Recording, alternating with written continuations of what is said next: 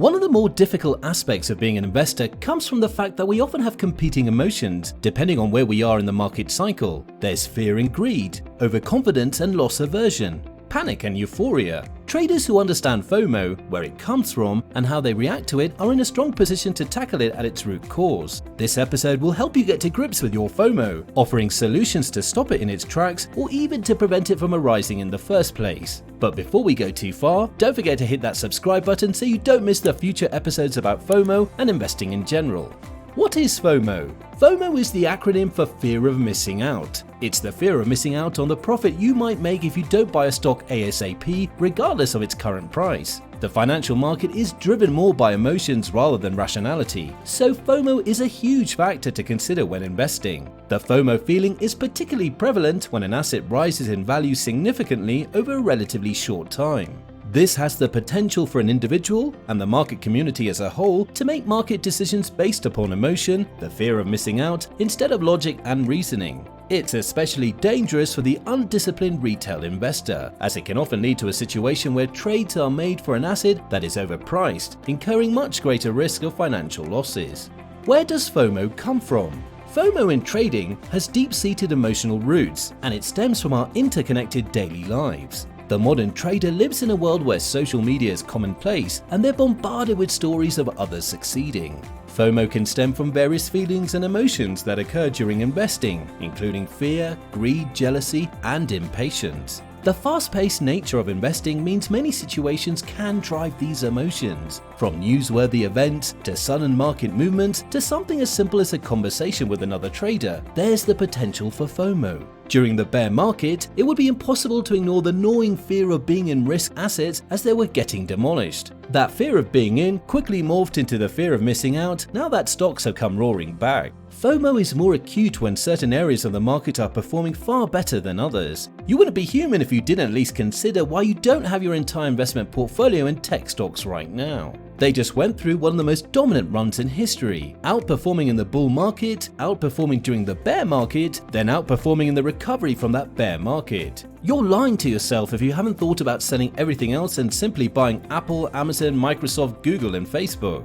Why FOMO is dangerous. When entering the stock market, you should pay attention to two technical indicators. These indicators are support and resistance.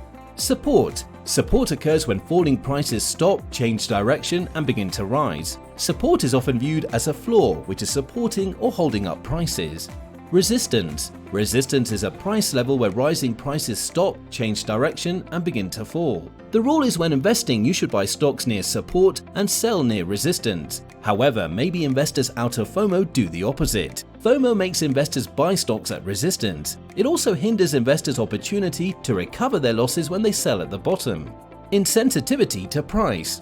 FOMO investors are not sensitive to price, they just don't care. They believe that the investment they're going to make will be worth more in the future. They don't care how much it costs today. Arguably, it's both rational and highly irrational. The problem in paying high prices is that it skews your risk return against you. It impacts your expected returns on the investment.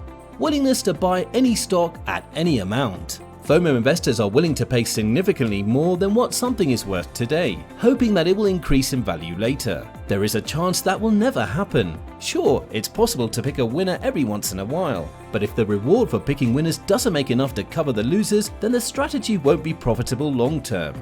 FOMO investing is often disguised as growth investing. It's difficult to put an appropriate valuation on a company that makes a loss today but could run the world the next. Please note there is a significant difference between investing in growth at any price versus growth at a reasonable price. How to overcome FOMO. Putting a stop to your FOMO isn't a quick fix, so don't feel disheartened. It's a case of adjusting thought processes, and that isn't something which happens straight away. The feeling of missing out on a great opportunity can be persuasive. It might help to remember that it happens to everyone. Even the most experienced investors experience the fear. Here are 4 top ways to deal with FOMO and become a better investor. 1. Find and stick to a strategy. Investing can be an isolating activity, which is one of the reasons FOMO can kick in. Having a strategy really helps. This gives you time to analyze the markets, plan trades, and make the decisions that are right for you, without the distractions of others. Once you find a strategy that works, it's much easier to focus. Find out how successful investors and analysts manage their routines and balance their time on the markets. 2. Create an investing plan. There are no buts. You need an investing plan. Investing outside of a plan could mean risking too much capital or entering trades at the wrong time. It's easy to think a situation is unique, but an investing plan should cover all eventualities. If an investing plan is watertight, you will have the tools they need to make money long term. Learn how to create an investing plan. This will help you establish objective investing strategies and beat FOMO. 3. Manage your risk. Managing risk carefully is an important step in moving away from FOMO, and if you're tempted into investing through the fear, good risk management will be your backup to ensure losses don't spiral out of control. 4. Consider a robo-advisor. Robo-advisors are online investment management services that employ mathematical algorithms to provide financial advice with minimal human intervention. They use their algorithms to manage and allocate client assets in the most efficient way possible. The main advantage of robo-advisors is that they are low-cost alternatives to traditional advisors. By eliminating human labor, online platforms can offer the same services at a fraction of the cost. Most robo-advisors charge an annual flat fee of 0.2 to 0.5% of a client's total account balance. Robo-advisors are also more accessible. They're available 24/7 as long as the user has an internet connection. If you find yourself investing out of FOMO, you should never risk more than you're willing to lose, because you're basically gambling. FOMO investing with small amounts can be more of an emotional hedge than a genuine investment strategy. It should never represent a meaningful portion of your portfolio net worth. Ideally, you wouldn't engage in that type of investing at all. Learn as much as you can, and don't hesitate to consult with professionals who know what they're doing. Having the humility to recognize when you don't know everything can save you a lot of hard-earned cash. Don't be the FOMO investor that ends up holding the bag. That's it for this episode. Please give us your feedback in the comment section below. To watch more episodes on financial topics like this, hit that like and subscribe button. If you want to support us even more, buy us a coffee from the link in the description. Good luck and see you in the next episode.